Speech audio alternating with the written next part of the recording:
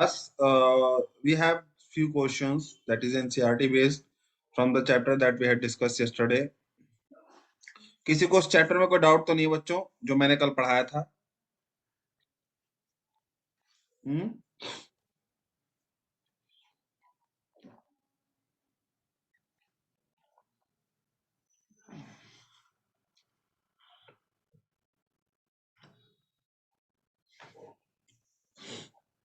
Anyone if is having any doubt, या start किया जाए ये वाला MCQs?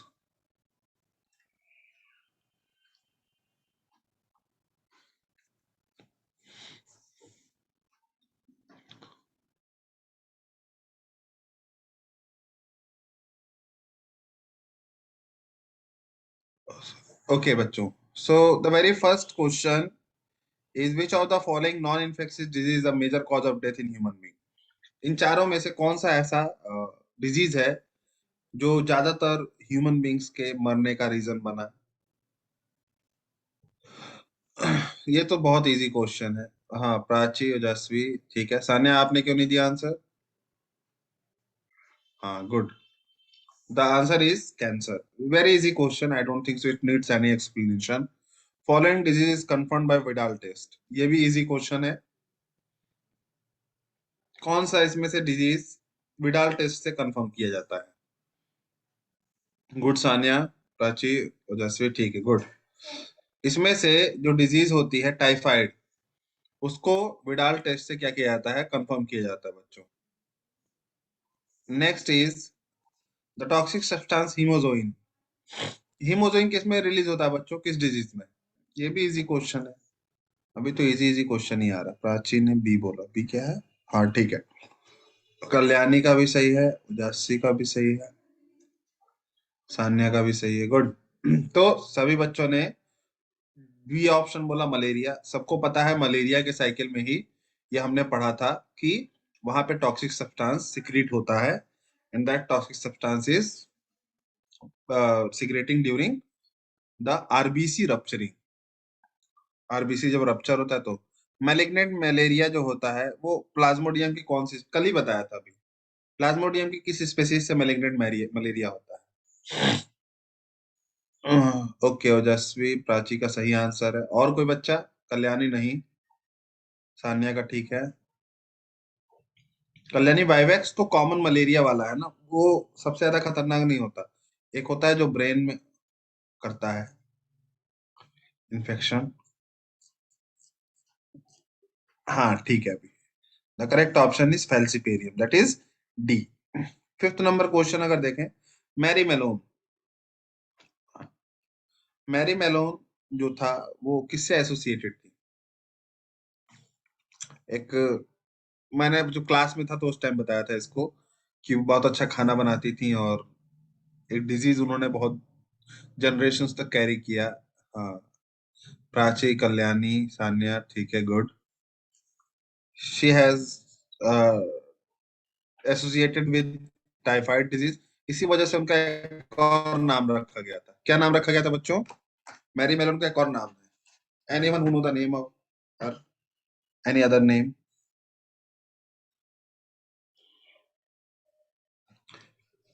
टाइफाइड होने के बाद उनका, टाइफाइड कैरी करने के बाद उनका एक और नाम दिया गया था। उस नाम को कोई जानता है आप में से?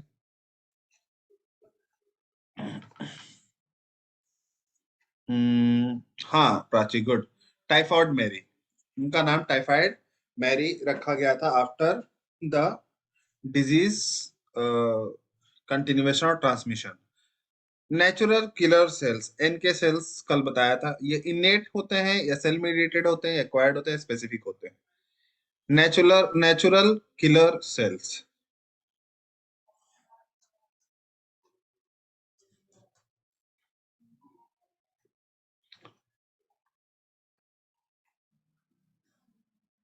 देखो, सेल मेडिएटेड होंगे तो क्या होंगे आपके? टी लिम्फोसाइट्स होंगे। तो नेचुरल किलर तो टी लिम्फोसाइट्स में नहीं होते हैं, ठीक है। किलर्स होते हैं लेकिन किलर्स लिम्फोसाइट्स होते हैं वो, एक्वायर्ड स्पेसिफिक में भी नहीं आएंगे, ठीक है। तो ऑब्वियसली किसके अंदर हमने पढ़ा था इनको? हाँ, प्राची, सान्या, ठीक है। ओजस्वी, एक बार और देखिए।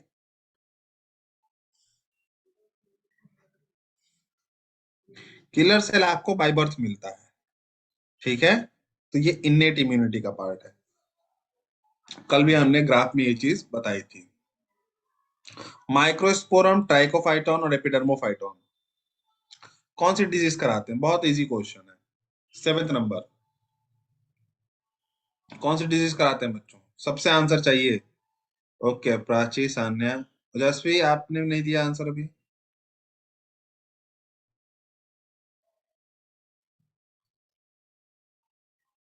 Fourth, skin allergy.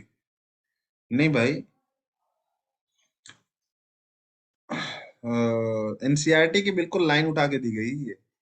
ये तीनों microsporum, Trichophyton, Epidermophyton ring warm के लिए रिस्पॉन्सिबल है। रिंग वॉर्म, हाँ कल्याणी, ठीक है। This is this is for responsible for ringworm. Elephantiasis किसके वजह से होता है बच्चों? कौन सा, इसमें 4 जीनस दिए हैं डिजीज के, किस जीनस की वजह से होता है? ओके, प्राची, कल्याणी, सान्या, ठीक है। So it is because of the genus Wuchereria. 2 genus होते हैं वाउकेरिया के, एक बैंक्रॉफ्टी होता है, एक मेलाई होता है, जिसके वजह से डिजीज कैरी हो सकती है। Bacteria like staphylococcus and streptococcus and haemophilus influenza are responsible. अरे ये तो और इजी है। सान्या, प्राची ने बिल्कुल क्वेश्चन से पहले ही आंसर दे दिया। और कोई बच्चा?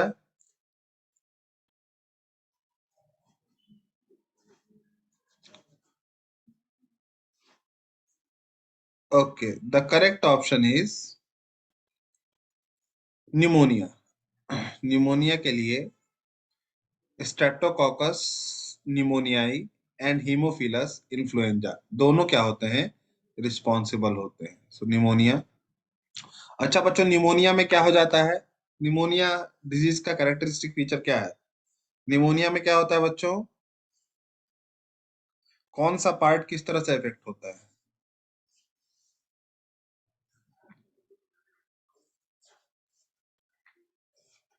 एनीवन?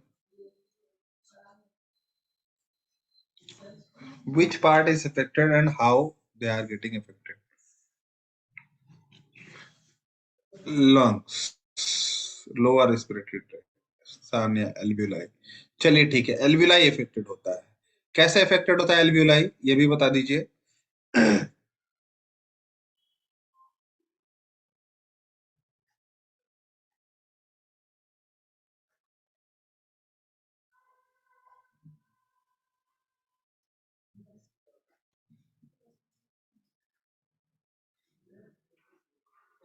एल्व्यूलाई में क्या भर जाते हैं?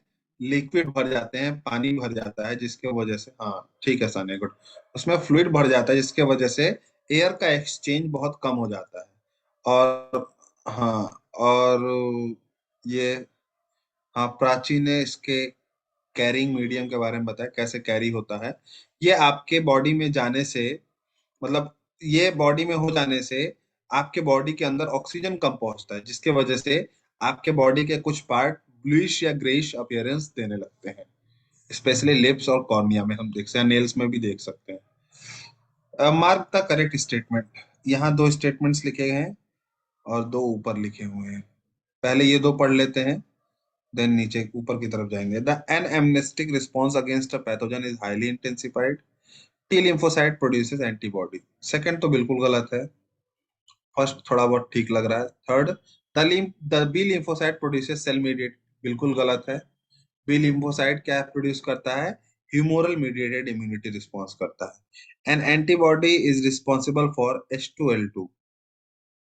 H2L2 होगा, H2L4 लिखा है, गलत है। So automatically we can conclude that this very option is correct. T lymphocyte help करता है एंटीबॉडीज प्रोड्यूस करने में, एंटीबॉडीज प्रोड्यूस नहीं करता है। It helps in producing antibodies.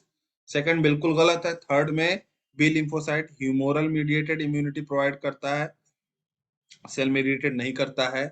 Antibody जो होता है वो H2L2, 2 हैवी और 2 लाइट चेन से बनते हैं, H2L4 से नहीं बनते हैं।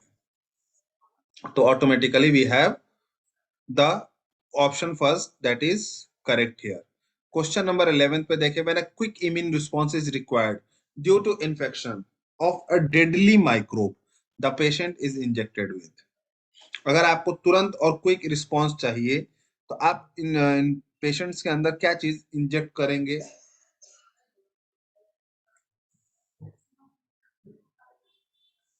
चान्या ने 4 बोला, कल्याणी ने सी, प्राची ने सी, और ओजस्वी ने 4 बोला।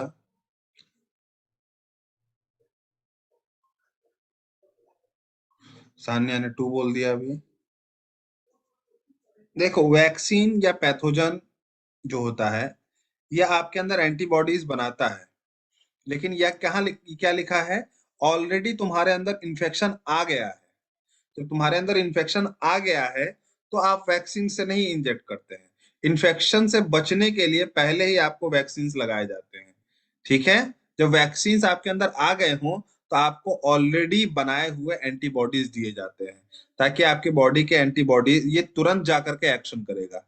जबकि वैक्सीन आप देंगे तो वैक्सीन पहले एंटीबॉडी बनवाएगा बॉडी में, तब जाके वो एक्शन करेगा। तो ये थोड़ा लेट करेगा, थोड़ा सा लेट करेगा, लेकिन लेट करेगा। जबकि एंटीबॉडीज तुरंत जाकर के क्या करेंगे? एक्शन करेंगे। तो C will be the most appropriate option for quick immune response. ठीक है? अरे मान लो किसी को कोरोना हुआ है, उसको तुरंत वैक्सीन लगा दोगे तो वो सही नहीं होगा ना, तुरंत नहीं सही होगा वो। ठीक है? हाँ, वो लोग जो पहले से टीका ले चुके हैं कोरोना का, उनको बाद में कभी कोरोना हुआ तो वो बच सकते हैं। सुना होगा आपने ये चीज। Principle of vaccination is based upon the following properties of immune system. Vaccination की जो प्रिंसिपल है वो इनमें से कौन सी चीजों के ऊपर बेस करती है? वैक्सीनेशन का प्रिंसिपल, वैक्सीन दिया, एंटीबॉडी बनी, एंटीबॉडी बनने के बाद क्या होता है? वो स्पेसिफिक एंटीजन के लिए बनती है, तो डाइवर्सिटी तो कैंसिल है। स्पेसिफिक एंटीजन के लिए बन रही है, तो क्या वो स्पेसिफिसिटी पे डिपेंड करती है या मेमोरी पे डिपेंड करती है? आपका ऑप्शन 1 और 3 में से होगा। सान्या ने मेमोरी कहा, कल्याणी ने मेमोरी कहा, और जासवी ने भी मेमोरी बोला। वेरी गुड बच्चों। है तो वो स्पेसिफिक, लेकिन वो बेस्ड किस पे करता है? मेमोरी पे, क्योंकि उस समय उसके पास पैथोजन नहीं है। तो पैथोजन नहीं है, पैथोजन अगर 10 साल के बाद आएगा तो उसके अंदर स्पेसिफिसिटी से ज्यादा क्या चीज होगी? मेमोरी होगी उस चीज की। ठीक है? जैसे आपको बचपन में मैंने कहा था कई सारे टीके लगा दिए जाते हैं, वैक्सीन लगा दिए जाते हैं, तो वो बचपन में लगे होते हैं और आपको जवानी तक या बुढ़ापे तक बचा के रखते हैं। तो किस प्रिंसिपल पे बचाते हैं? वो अपने मेमोरी के प्रिंसिपल पे आपको बचा के रखते हैं। 1 मिनट रुकिएगा बच्चों।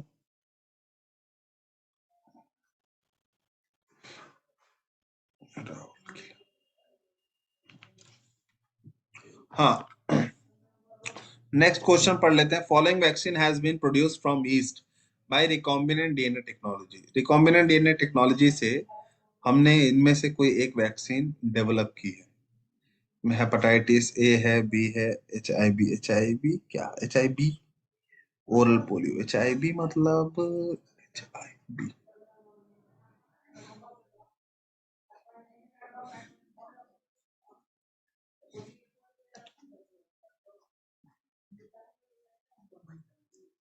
has been produced from east.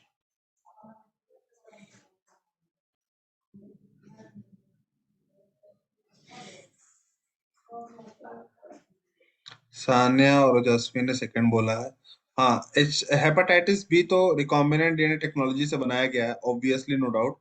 But I am confusing HIV। Yes, give me a second.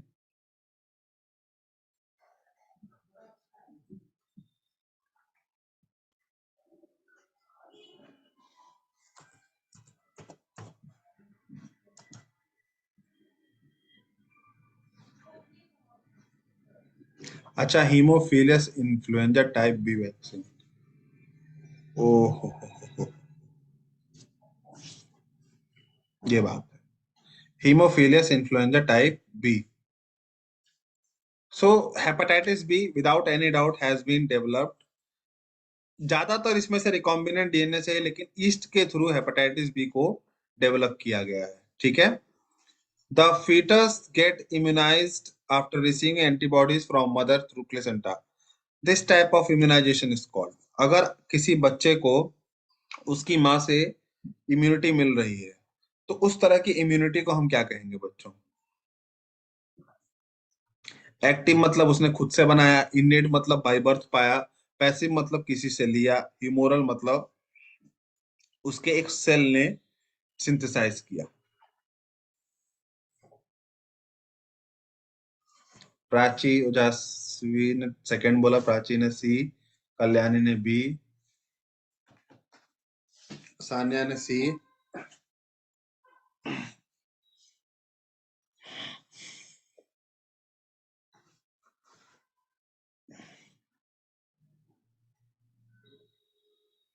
Obviously जब अगर तुमको कहीं से रेडीमेड एंटीबॉडीज दी जाती हैं तो ऐसी इम्यूनिटी को पैसिव इम्यूनिटी कहते हैं। तो माँ के बॉडी से तुमको इम्यूनिटी अगर मिल रहा है किसी बच्चे को तो वो ऑब्वियस सी बात है पैसिव इम्यूनिटी है। ठीक है, क्योंकि बनी बनाई इम्यूनिटी मिल रही है ना, बनी बनाई एंटीबॉडीज मिल रही हैं, that is included in passive. खुद से बनाता तो एक्टिव होता। ठीक है। बाय बर्थ मिलता तो इननेट होता। बाय बर्थ का मतलब जो उसको नेचर ने दिया है, उसको स्किन दिया है, उसको एचसीएल दिया पेट के अंदर, वो नेचर ने दिया, वो माँ की तरफ से नहीं आ रहा है, वो उसके सिंथेसिस प्रोसेस में ही इन्वॉल्व रहा, लेकिन माँ ने स्पेसिफाइड एंटीबॉडी दिया जिसको। ठीक है। ब्रेस्ट फीडिंग के थ्रू जो इम्यूनिटीज दी जा रही है वो क्या है? वो पैसिव इम्यूनिटी है।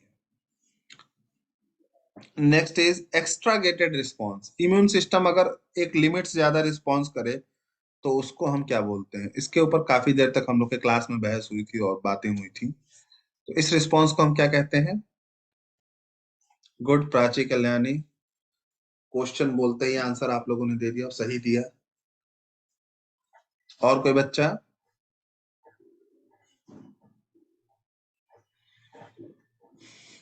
बस दो ही बच्चे।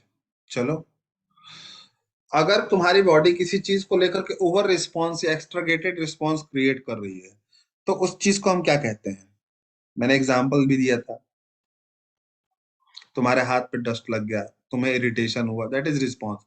एक लिमिट से ज्यादा इरिटेशन होने लगा, दैट इज एक्स्ट्रागेटेड रिस्पॉन्स। चलो, ओजस्वी और सान्या ने भी अब क्वेश्चन को समझ के सही आंसर दे दिया। And that response is known as allergy. ठीक है, इसको हम एलर्जी कहते हैं। बॉयज पार्टिसिपेट नहीं कर रहे हैं बिल्कुल भी।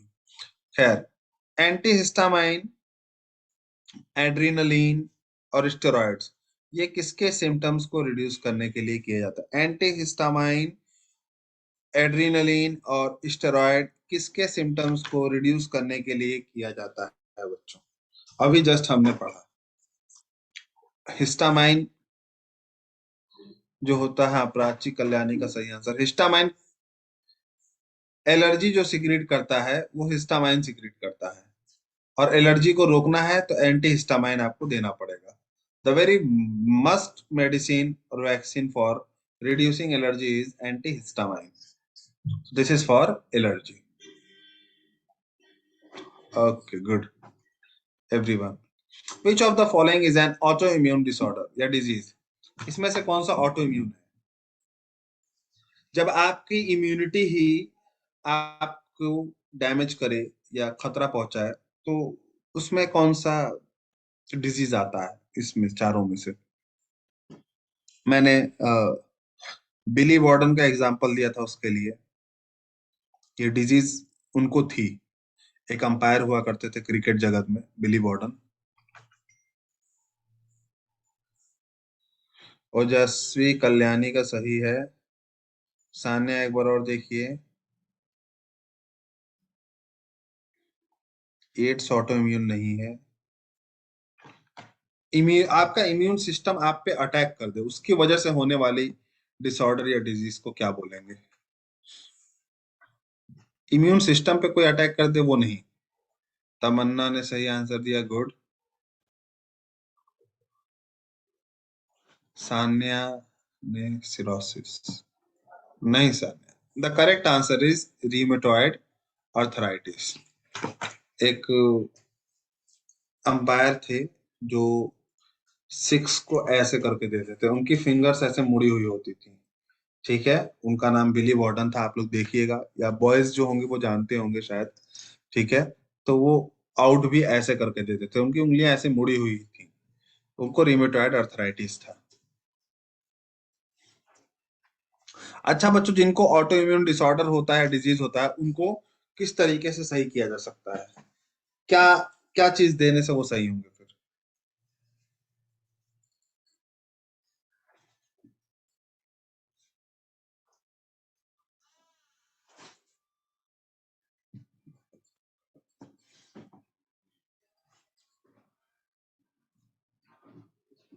कोई नहीं बताएगा। अरे जब तुम्हारा इम्यून रिस्पॉन्स तुमको डैमेज करने लगे, तो तुम कुछ भी ऐसा दोगे जिससे तुम्हारा इम्यून रिस्पॉन्स घटे। तो कौन सी चीज होती है जो इम्यून रिस्पॉन्स को घटाती है? हाँ, गुड। वो प्राची कह रही है इम्यून बूस्टर। बूस्टर देगी ताकि और ज्यादा डैमेज हो। सान्या ने सही कहा। कल्याणी ने स्टेरॉइड बोल दिया। नहीं, स्टेरॉइड तो तुमको वो करने के लिए दिया जाता है ना, रिकवर होने के लिए, ताकि बॉडी ग्रोथ ठीक से हो सके, वीकनेस खत्म हो सके। इम्यूनो सप्रेसेंट देंगे बच्चों, इम्यूनो सप्रेसेंट याद रखिए। कभी भी तुम्हारा इम्यून सिस्टम एक लिमिट से ज्यादा रिस्पॉन्स करे, तो आप इम्यूनो सप्रेसेंट्स दे करके क्या करते हैं, उसके रिस्पॉन्स को कम करते हैं। चाहे जैसे मैंने आप लोग को नहीं बताया था, 11th में बताया था, एरिथ्रोब्लास्टोसिस फिटालिस की कंडीशन में भी इम्यूनो सप्रेसेंट्स दे करके ही बचाया जाता है। कभी भी आपका इम्यून सिस्टम एक लिमिट से ज्यादा, या अगर ग्राफ्टिंग होती है ऑर्गन्स की, जैसे आपने किसी का किडनी लेकर के अपने अंदर लगा लिया, या हार्ट का ट्रांसप्लांट हुआ, तो दूसरे का हार्ट आपका इम्यून सिस्टम एक्सेप्ट नहीं करता है, तो वहां इम्यून सिस्टम के रिस्पॉन्स को रोकने के लिए इम्यूनो सप्रेसेंट्स दिए जाते हैं। कभी भी इम्यून सिस्टम का रिस्पॉन्स कम करना हो, तो इम्यूनो सप्रेसेंट्स को दिया जाता है। वो स्टेरॉयड का इफेक्ट है। स्टेरॉयड क्या करता है, आपके इम्यून सिस्टम को वीक करता है। हमको इम्यून सिस्टम वीक नहीं करना है, सप्रेस करना है। मतलब उस पर्टिकुलर टाइम के लिए कम कर देना है। ठीक है।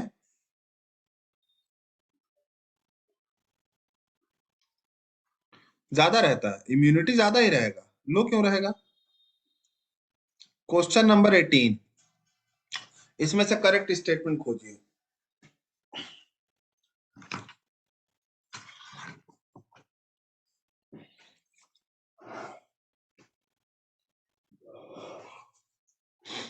Correct option among these। Correct है ना? हाँ। खोजिए। कोलेस्ट्रम। कोलेस्ट्रम पैसिव इम्यूनिटी देता है, गलत है। Injecting microbes during immunisation induces passive immunity. अगर हम किसी को माइक्रोब से देते हैं, वैक्सीन दे देते हैं इम्यूनाइजेशन के टाइम पे, तो क्या वो पैसिव इम्यूनिटी? नहीं।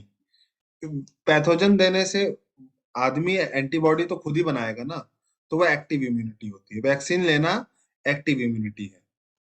Cell mediated immune response is responsible for graft rejection. हाँ, अगर तुम किसी का ऑर्गन ले लेते हो, तो जो आपका इम्यून सिस्टम रिस्पॉन्ड करता है उसके लिए, वो सेल मेडिएटेड इम्यूनिटी होती है, या आपके टी लिम्फोसाइट के रिस्पॉन्स होते हैं। तो यस, गुड। सान्या ने आंसर दिया था बस। तो second option will be the correct option.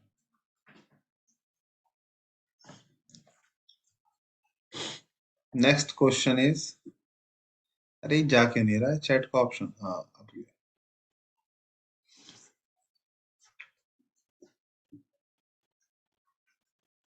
The antibodies produce during allergy. Allergy के टाइम पे प्रोड्यूस होने वाली एंटीबॉडी का नाम क्या है बच्चों? ये शायद मैंने कल बताया था। एंटीबॉडीज और उनके फंक्शंस की जब हम बता रहे थे तो बताया था। IG during allergy. IG.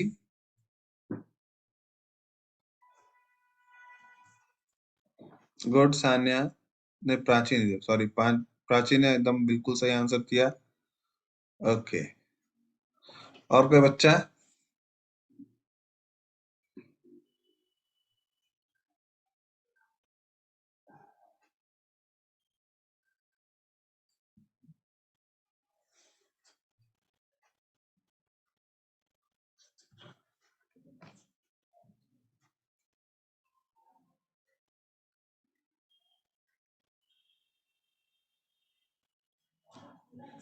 The correct option will be IG.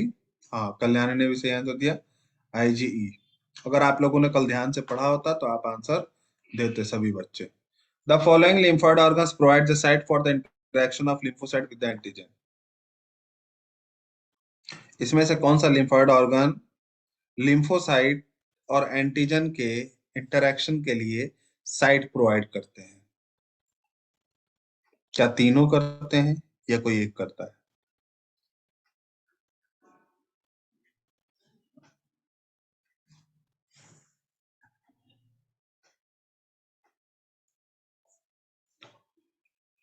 Sanya ने सी बोला, स्प्लीन। और कोई बच्चा कुछ और बताना चाह रहा हो तो?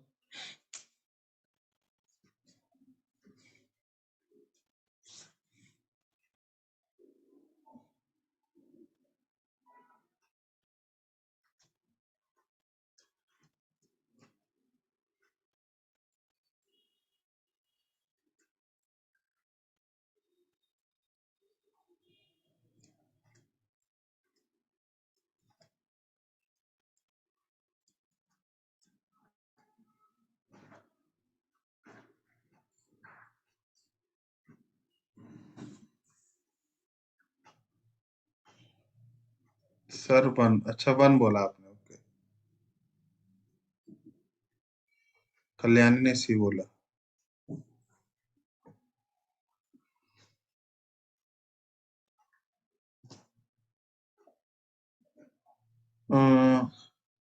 बोन मैरो और थाइमस ये प्राइमरी ऑर्गन है, तो प्राइमरी ऑर्गन्स फाइट तो नहीं करते लेकिन जनरेट करते हैं रिस्पॉन्स। और ऑब्वियसली स्प्लीन ही बचा। स्प्लीन सेकेंडरी लिम्फोइड ऑर्गन है। स्प्लीन या lymph nodes, tonsils, Peyer's patches, ये सब सेकेंडरी लिम्फोइड ऑर्गन है। तो they will be the most favorable site for fighting of lymphocytes and antigens. So, according to me, the answer will be spleen. Next question 21। इसमें से कौन सा disease retrovirus group का member है? Retrovirus group का member इसमें से कौन सा डिजीज है बच्चों?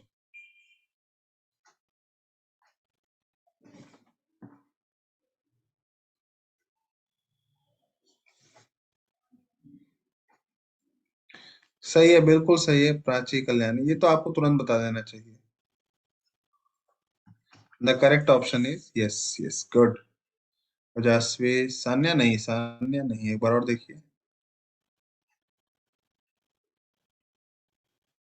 Retrovirus, not rhinovirus.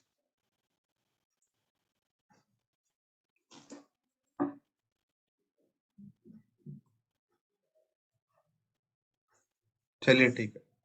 The correct option is AIDS. Next question, incorrect statement find out कीजिए बच्चों। इसमें से find out the incorrect statement.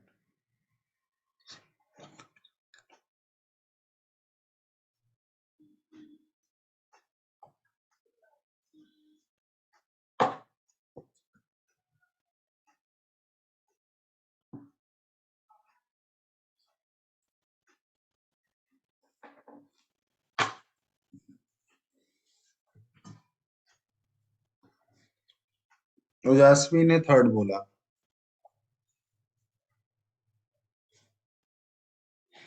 Cellular oncogenes are found in normal cells, obviously. कोई भी ऑन्कोजीन्स जो होते हैं नॉर्मल सेल्स में ही होते हैं। तो एक्टिवेट होकर के ही फिर वो, अगर ये इनएक्टिवेटेड है तो कोई बात नहीं, एक्टिवेट हो गया तो ट्यूमर कॉज करेगा। पहला भी सही है। मेटास्टेसिस मेलिग्नेंट ट्यूमर्स कॉज करते हैं। Carcinogens are chemical agents for causing cancer. Carcinogens, नहीं नहीं नहीं, सेकंड गलत है ना, देखो तुम ही देखो। ये देखिए आप लोग, कार्सिनोजेंस सिर्फ केमिकल एजेंट्स होते हैं क्या? क्या यूवी रेस कार्सिनोजेन नहीं है? क्या अदर रेडिएशंस कार्सिनोजेंस नहीं है? क्या सिर्फ केमिकल्स ही कार्सिनोजेंस है? सिर्फ केमिकल तो नहीं होते ना बच्चों। यहाँ पर स्पेसिफाई किया गया है कि दे आर केमिकल एजेंट्स। ठीक है, अगर ये कहा जाता कि कार्सिनोजेंस में केमिकल एजेंट्स भी इन्वॉल्व होते हैं, या इट इंक्लूड्स लिखा होता, कार्सिनोजन इंक्लूड्स केमिकल एजेंट्स, तब ठीक है। मगर उसमें कर दिया, डिफाइन कर दिया, दे आर केमिकल एजेंट्स। ये सिर्फ केमिकल तो नहीं है ना, केमिकल भी हो सकता है, गैसियस एजेंट्स भी हो सकते हैं, रेडिएशन एजेंट्स भी हो सकते हैं, कई बार दूसरे अदर एजेंट्स भी हो सकते हैं। तो doesn't mean that already always chemical will be the agents.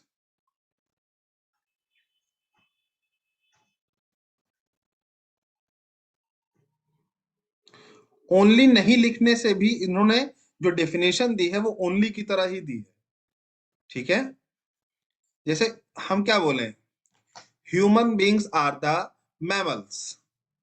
जब हम कहें human beings are the mammals, तो स्पेसिफाई कर दिया गया कि ह्यूमन बींग मैमल है, वो फिश नहीं है, वो एव्स नहीं है, वो रेप्टाइल नहीं है। तो इसी तरह कार्सिनोजन को कह दिया गया they are chemicals, chemicals agent define कर दिया गया कि ये केमिकल एजेंट ही है, बोल दिया गया, and that is not true. Next question, ये तो ड्रग्स वगैरह के बारे में है, पढ़िए भाई चारों स्टेटमेंट। क्या बताना है, read the statement and mark the option that has both correct statement. दोनों करेक्ट स्टेटमेंट्स। हीरोइन को स्मैक कहते हैं, बिल्कुल कहते हैं। एसिटाइलेशन ऑफ मॉर्फिन से निकलता है। कोकीन, पेपेवर सोमनीफेरम, कोकीन नहीं, Erythroxylum. marijuana interferes with the transmission of dopamine। marijuana dopamine, वो कोकीन करता है ज्यादा, थर्ड वाले। Morphine is an effective sedative and pain killer, हो सकता है। marijuana डोपामाइन, marijuana नहीं नहीं, कोकीन करेगा। ठीक है, क्या ऑप्शन आ रहे हैं बच्चों, आप लोगों का भी देख लेते हैं। सान्या ने फोर्थ बोला, जसवी ने बी बोला, कल्याणी ने भी शायद बी बोला। Obviously first and fourth is correct. अगर हम प्योर फॉर्म में करेक्शन देखें तो पहला और चौथा बिल्कुल करेक्ट है। हीरोइन को स्मैक भी बोलते हैं, डायसिटाइलेशन, सॉरी एसिटाइलेशन ऑफ मॉर्फिन से ये ऑब्टेन किया जाता है। और मॉर्फिन को यूज भी किया जाता है मेडिकल उसमें, as an effective sedative painkiller के फॉर्म में यूज किया जाता है, एनेस्थीसिया की तरह भी कई बार इनको लिया जाता है। जबकि कोकीन जो होता है वो एरिथ्रोजाइलम कोका से ऑब्टेन होता है, और मारिजुआना जो होता है ये आपके कार्डियोवैस्कुलर सिस्टम पे इफेक्ट करता है। बट ये आपके डोपामाइन एक्टिविटी, मतलब ब्रेन की एक्टिविटी पे जल्दी इफेक्ट नहीं करते। ब्रेन की एक्टिविटी पर हीरोइन सॉरी कोकीन ज्यादा इफेक्ट करता है। होपफुली सबको आंसर समझ में आ गया होगा। हेपेटाइटिस बी और एड्स दोनों के साथ क्या कॉमन है? हेपेटाइटिस बी और एड्स दोनों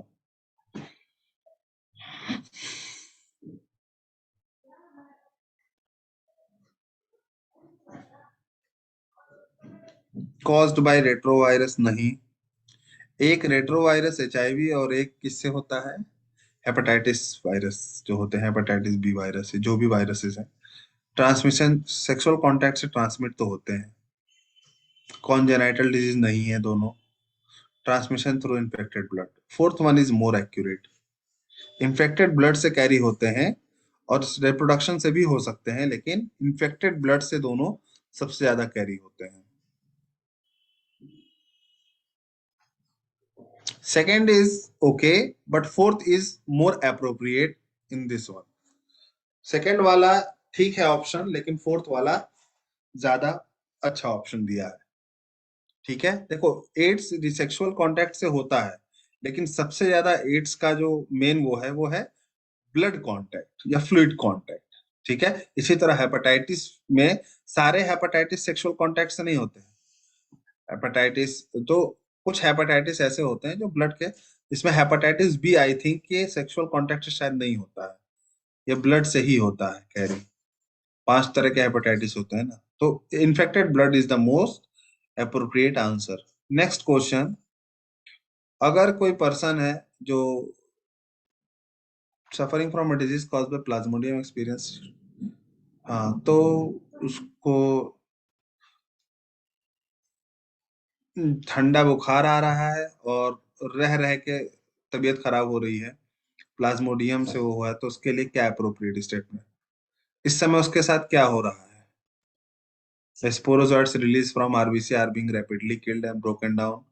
Trophozoites reach maximum growth and give out certain toxins. The parasite, after its rapid multiplication inside RBC, ruptures them, releasing the stage to enter fresh RBC. The microgametocytes and megagametocytes are being destroyed by the RBC.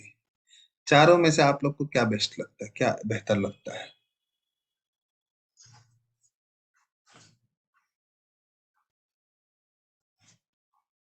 Sanya का सही है बिल्कुल। ओजस्वी एक बार और देखिए, प्राची एक बार और देखिए।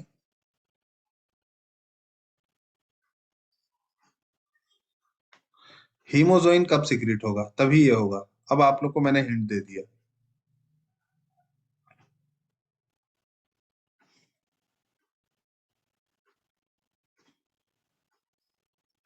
ट्रोफोजोइट्स तो लीवर के बाद ही ग्रो कर जाते हैं, उस समय तो चिल फीवर नहीं होता। चिल फीवर के लिए मैंने हीमोजोइन बताया था। और हीमोजोइन कब होता है? जब आरबीसी क्या होती है? हाँ, ओजस्वी पहुंची अभी। आरबीसी क्या हो जाती है? रप्चर हो जाती है। अब इसमें बताइए आरबीसी रप्चर कहाँ है? इन चारों ऑप्शन में आरबीसी कहाँ रप्चर हो रही है? जिन बच्चों ने नहीं बताया एक बार देखिए। हाँ प्राची, अभी सही है आपका। The correct option is option number C, that is this one. Next question, which one of the following technique is safest for the detection of cancer? Cancer के डिटेक्शन के लिए सबसे सेफेस्ट टेक्निक क्या है? मैंने कहा था रेडिएशन जितनी भी होती हैं ज्यादा अमाउंट में हो तो नुकसान करती हैं। इन चारों में से कहाँ पे रेडिएशन नहीं इन्वॉल्व है? प्राची का सही है, सान्या का भी सही है। ओजस्वी एक बार और देखिए, चारों में से रेडिएशन कहाँ इन्वॉल्व नहीं है? कल्याणी ने भी ये बोला।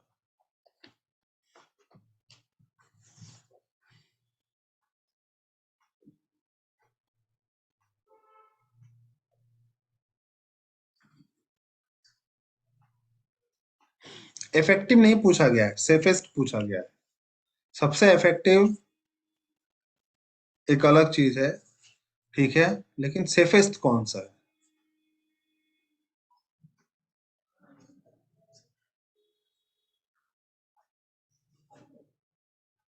It should be D, histopathological studies, जिसको हमने बायोप्सी बोला था। अगर आप लोगों को याद हो तो मैंने इसको क्या कहा था?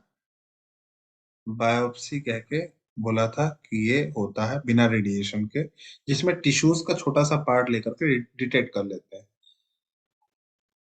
Which one of the following cannot be used for preparation of vaccine against plague?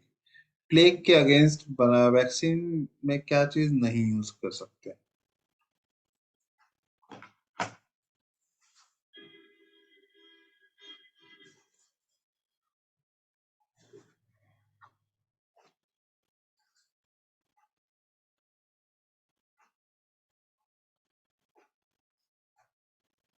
Plague का तो हमारे सिलेबस में नहीं है।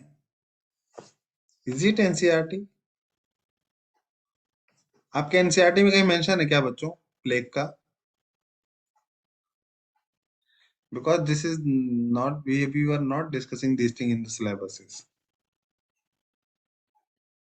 Preparation of vaccine against plague.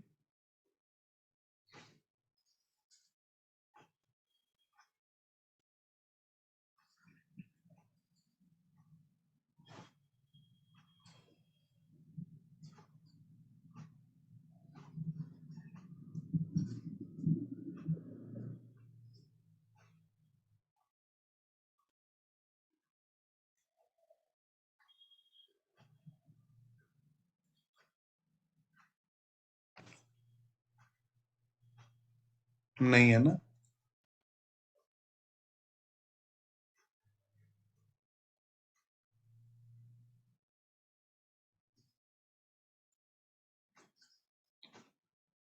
मुझे लग रहा है सी वाला, थर्ड वाला ऑप्शन होगा इसमें, सिंथेटिक कैप्सुलर पॉलीसेकेराइड मटेरियल। ठीक है।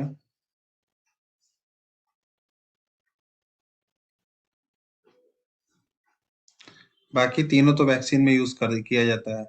आप चाहे सस्पेंडेड बैक्टीरिया ले लें इनएक्टिवेट करके, या ए वायरुलेंट बैक्टीरिया ले लें, या हीट किल्ड बैक्टीरिया ले लें, तीनों बैक्टीरिया वायरसेस में यूज किए जाते हैं। सो ऑब्वियसली थर्ड वाला ऑप्शन बचता है, but still we are not going to discuss this.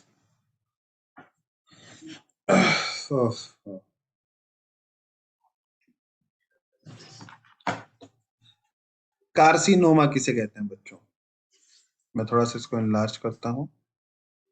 हाँ, कार्सिनोमा वर्ड किसके लिए यूज होता है?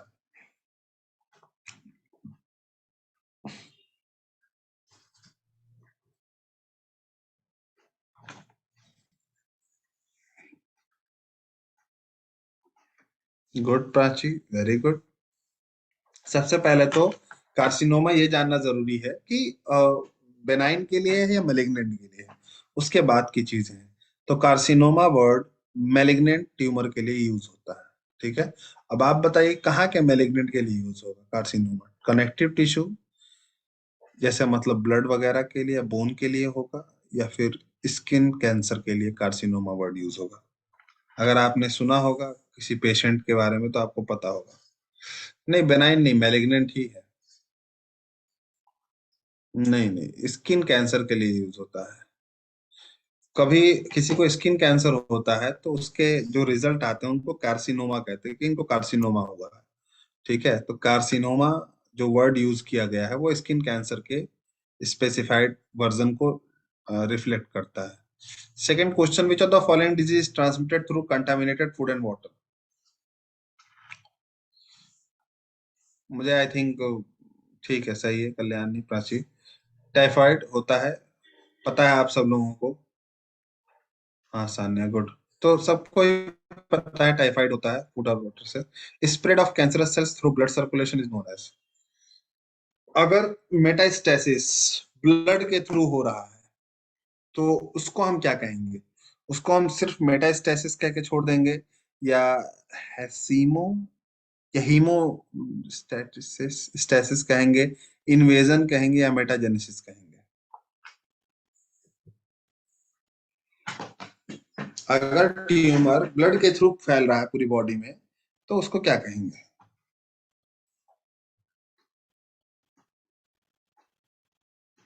हीमोस्टेसिस। हीमोमेटास्टेसिस नहीं है, हीमोस्टेसिस है वो वर्ड। हीमोस्टेसिस दूसरा मतलब हो गया फिर। उसको हम ना ना ना हीमोस्टेसिस नहीं कहेंगे।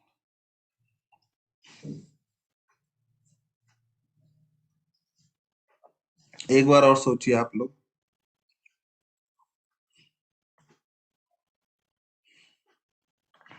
इन्वेजन मतलब पेनिट्रेट करना, मेटाजेनेसिस मतलब फॉर्म्स चेंज करना, हीमोस्टेसिस मतलब किसी ब्लड के इन्वायरमेंट को कांस्टेंट रखना। उसको हम मेटास्टेसिस ही कहेंगे बच्चों। अभी कल्याणी ने सही बोला, मेटास्टेसिस ही कहेंगे।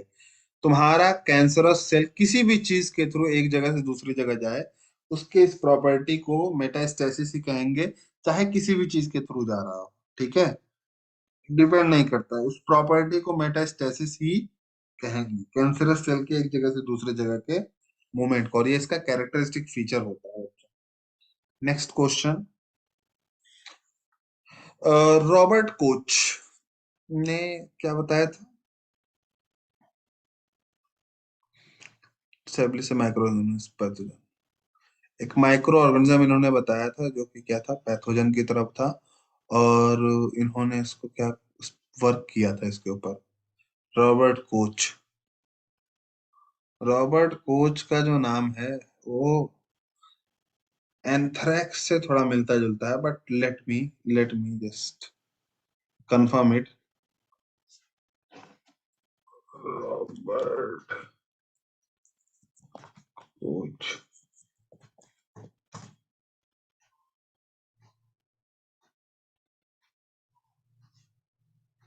एंथ्रेक्स ही है ना?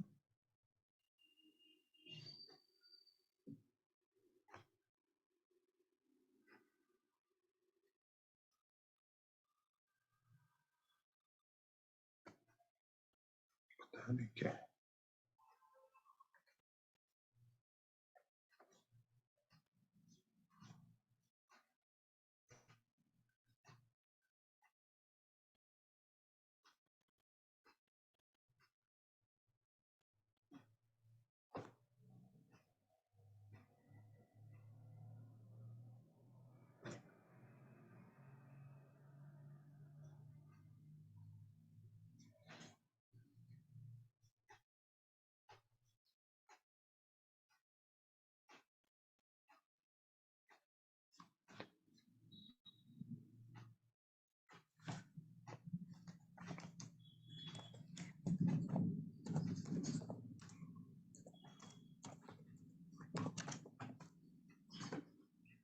Bacilli. Koch discover doctor bacilli cause of disease. कौन सा डिजीज कॉज करता है?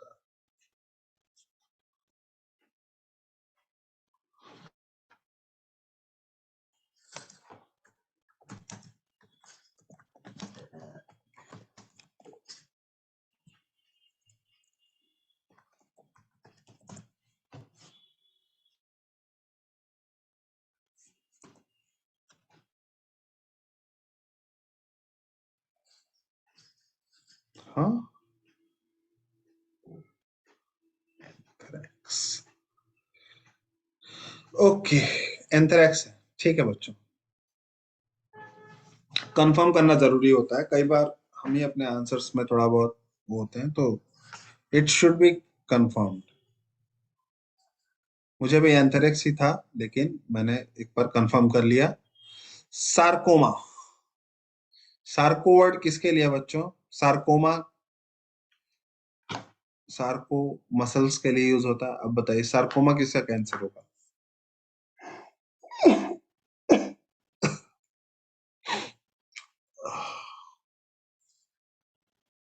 मसल्स किस में आती हैं? बोन्स, मसल्स, ये सब किस में आते हैं? हाँ, Kalyani, Prachi, good. They all are the word included for connective tissues. तो कनेक्टिव टिश्यूज के कैंसर को सार्कोमा कहते हैं। The genes concerned with the production of cancers are known as। Genes, कौन से जीन्स कैंसर के प्रोडक्शन के लिए कंसर्न होते हैं? इसमें से कौन से जीन्स होते हैं बच्चों? ऑन्कोजीन्स होते हैं, तो इसमें तो दिया नहीं। Carcinogens, mutagens, carcinoma.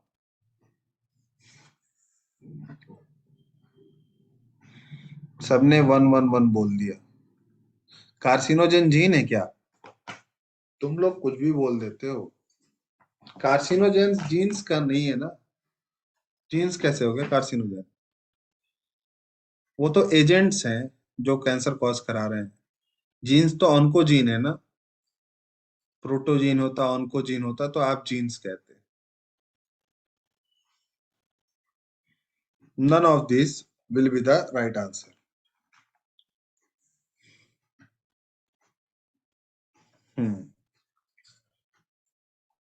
Fatty liver syndrome is caused by excessive intake of.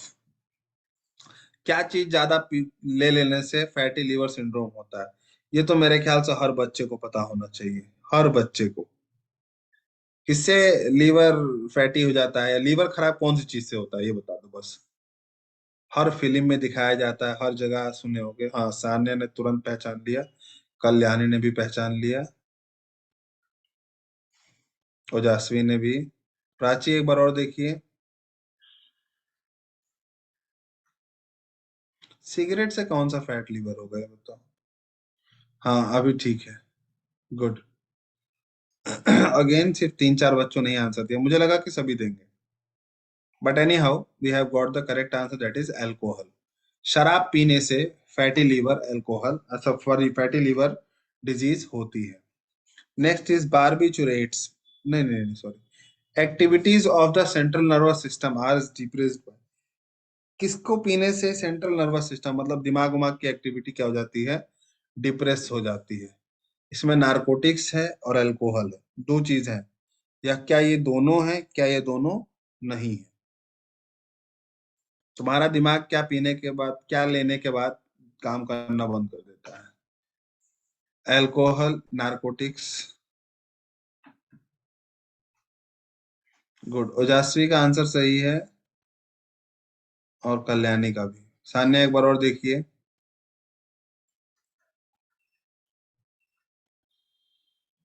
Prachi एक बार और देखिए।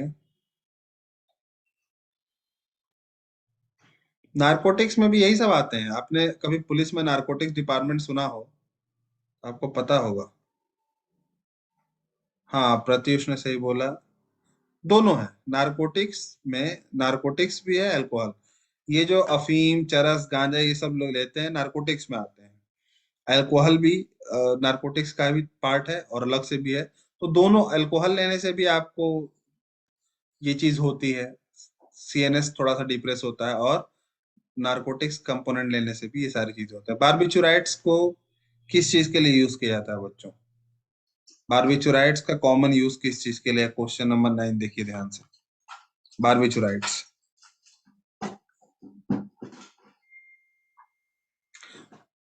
हाँ करेगा, इसमें ज्यादा और कम नहीं लिखा है ना, बस लिखा है कि करेगा कि नहीं। ज्यादा क्या होता है, कई लोग एक ही गिलास में आधे पैक में ही टल्ली हो जाते हैं। वो डिपेंड करता है, लेकिन वो डिपेंड डिप्रेस करेगा। बारबिचुराइड्स का काम किसके लिए है बच्चों? सबसे ज्यादा बारबिचुराइड्स को सबसे ज्यादा सोने के लिए यूज किया जाता है। सोना मतलब वो गोल्ड वाला सोना नहीं, ठीक है? कौन सा सोना? स्लीपिंग वाला सोना, उसके लिए यूज किया जाता है। इंड्यूस स्लीपिंग वाला होगा। Which of the following insect is at bubonic plague? Bubonic plague के लिए इसमें से कौन सा इंसेक्ट जो होता है वो वेक्टर की तरह काम करता है? बताओ बच्चों। उस वेक्टर का नाम भी नहीं। हाँ बताओ। हालांकि ये उसका नहीं है बट ठीक है। जिनोप्सिला करके एक इंसेक्ट होता है जो कि बिबोनिक प्लेग कैरी करता है। But this is not the part of your syllabus. Koch postulates are not applicable to. Koch postulates इसमें से किसके लिए एप्लीकेबल नहीं होते हैं बच्चों? माइकोबैक्टीरियम लेप्री जो लेप्रोसी कॉज करता है, ट्यूबरकुलाई टीबी कॉज करता है, डिप्लोकोकस निमोनिया जो निमोनिया कॉज करता है, विब्रियो कॉलरी जो कॉलरा कॉज करता है।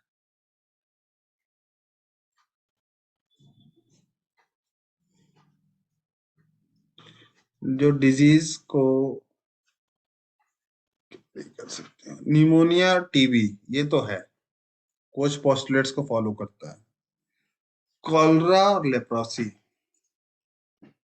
कॉलरा लेप्रोसी,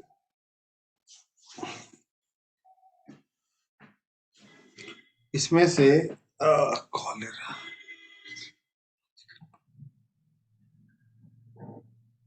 लेप्रोसी नहीं कम, कॉलरा ज्यादा पैथोजेनिक माना जाता है। So first will be not applicable for coach postulates. ठीक है, कोच पोस्टुलेट्स में वो बीमारी ज्यादा ली जाती हैं जो इंस्टेंट कम्युनिकेट हो जाती हैं, जल्दी जल्दी कम्युनिकेट होती हैं। Mycobacterium leprae is not the disease that can be communicated easily and conveniently. Next is H I V is, H I V जो वायरस होता है वो क्या होता है? Double stranded, single stranded, DNA, RNA, क्या होता है? एच आई वी वायरस क्या होता है बच्चों?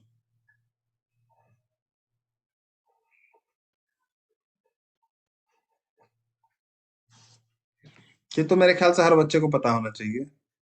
वो आता है और आने के बाद एक एंजाइम होता है रिवर्स ट्रांसक्रिप्टेज, उसके हेल्प से डबल होता है, तो वो क्या है?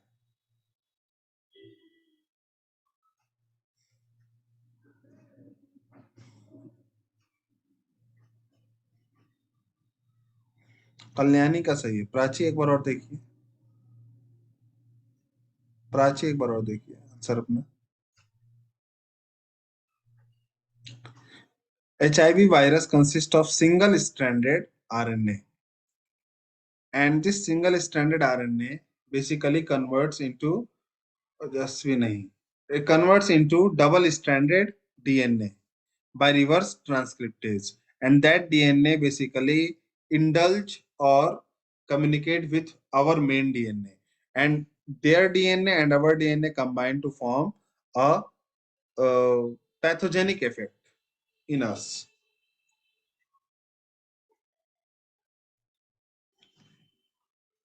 हॉजकिंस डिजीज किसमें होता है और क्या कॉज करता है?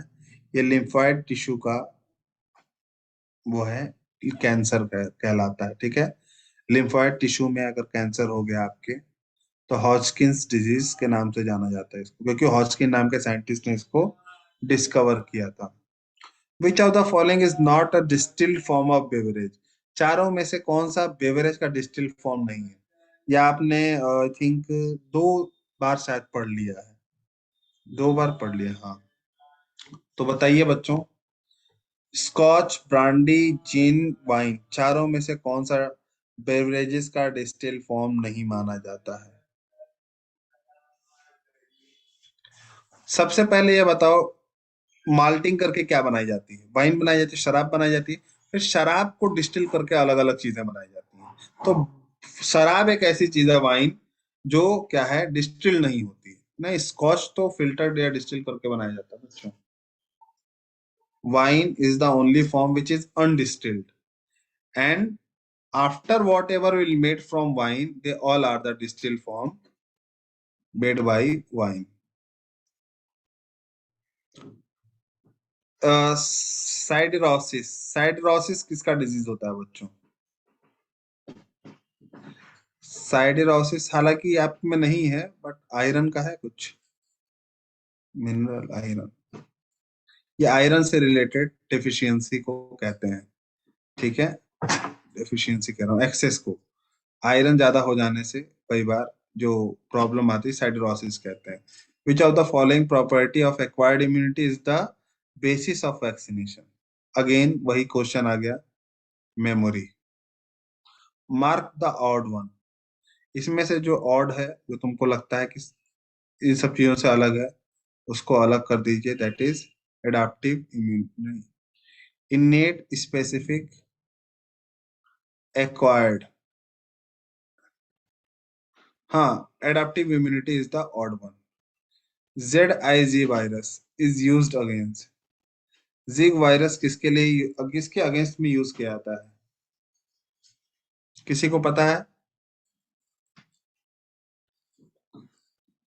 जिग वायरस ये चिकन पॉक्स के लिए यूज किया जाता है बच्चों। HLA protein are related to, HLA protein किसके लिए यूज किया जाते हैं बच्चों, या किस चीज से रिलेटेड होते हैं? HLA, it is related with tissue type.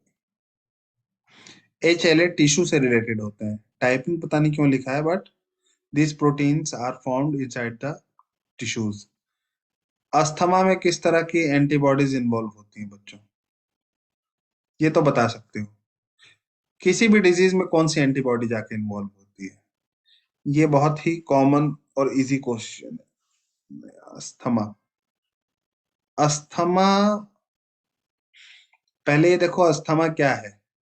क्या अस्थमा डिजीज है या एलर्जी है? हाँ, एलर्जी टाइप का स्ट्रक्चर होता है अस्थमा, और वो IgE डिजीज, इसके लिए IgE एलर्जी होता है, और ये IgE एंटीबॉडी इसमें सीक्रेट होते हैं। शाबाश बच्चों, करेक्ट स्टेटमेंट बताइए प्राइमरी इम्यून रिस्पॉन्स के लिए। प्राइमरी इम्यून रिस्पॉन्स के लिए करेक्ट स्टेटमेंट क्या है? It is feeble, last longer, develops rapidly, it is due to memory cell. Primary immune response,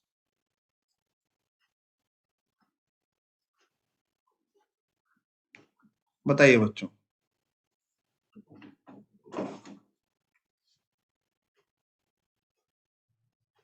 D, due to, वो तो सेकेंडरी इम्यून रिस्पॉन्स है ना, या जो वैक्सीनेशन हो रहा है उसके बिहाफ पर जो है वो है प्राइमरी इम्यून रिस्पॉन्स।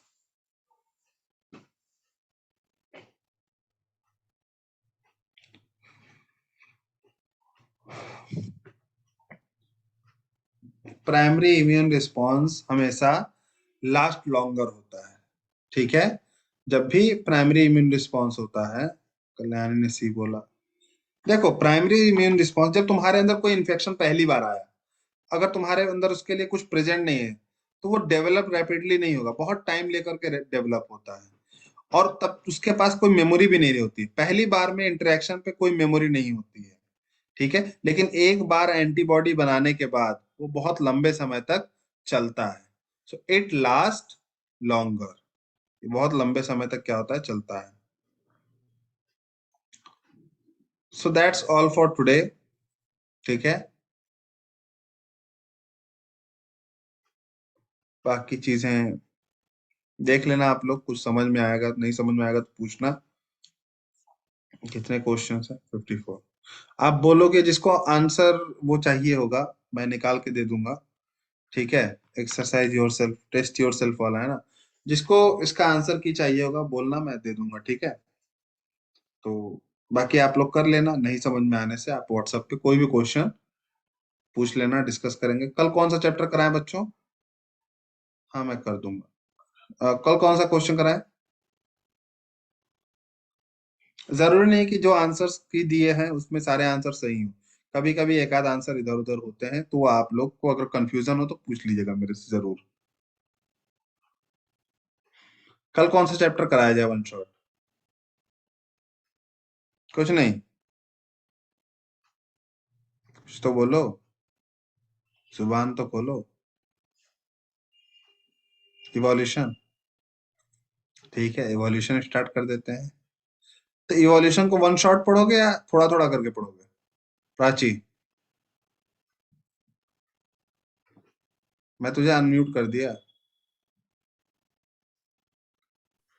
इवोल्यूशन पूरा पढ़ा दीजिए स्टार्टिंग से, वो भी हम लोग नहीं अच्छा, पढ़े हैं। स्टार्टिंग से एक एक करके,